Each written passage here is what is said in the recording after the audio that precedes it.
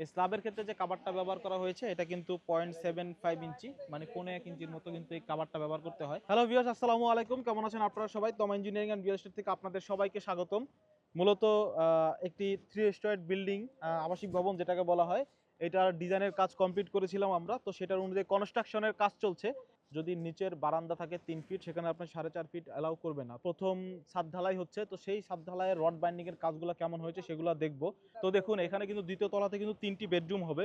2টি বেডরুমেই কিন্তু থাকবে আপনার অ্যাটাচ বাথরুম, একটা বড় সাইজের কিচেন হবে, তারপর হলো ড্রয়িং ডাইনিং স্পেস থাকবে ভালো মানের। এখানে কিন্তু সিঁড়িটা কিন্তু হয়েছে আপনার 3 স্টেপের সিঁড়ি। মূলত এটা সেমি সার্কুলার একটা সিঁড়ি করা হয়েছিল, তো সেখান থেকে এখন কিন্তু 3 স্টেপ সিঁড়ি করা হয়েছে।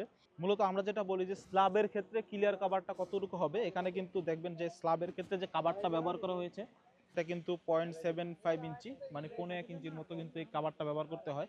কিছু কিছু জায়গায় কিন্তু যেহেতু আপনার বটম এবং হলো টপ বার থাকে, সেক্ষেত্রে কিন্তু এই বড় মানের যেগুলা বড় বড় যেগুলা আছে সেগুলো কিন্তু ব্যবহার করা হয়। এগুলো প্রায় 3 ইঞ্চির মতো হয়ে থাকে, যেগুলো ক্লিয়ার কভার ব্যবহার করা হয়ে থাকে। এটাও কিন্তু সেভাবে ব্যবহার করা হয়েছে।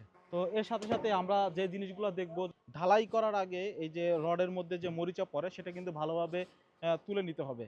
আর আরেকটা বিষয় হলো যে আমরা যে হুকের কথা বলি, যে হুকটা ঠিকভাবে 135 ডিগ্রি অ্যাঙ্গেলে হুকটা বাঁকানো হয়েছে কিনা সেগুলোও দেখতে হবে।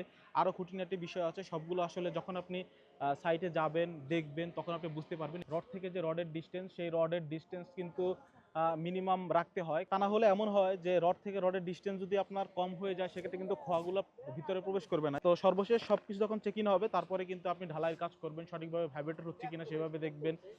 ওভারঅল সব জিনিসগুলা এখন হয়তো বা বলা যাচ্ছে, কিছু আরো খুঁটিনাটি বিষয় থাকে যেগুলো হলো ঠিক কনস্ট্রাকশনের সময় কিন্তু সেই প্রবলেমগুলো আপনি দেখতে পারবেন।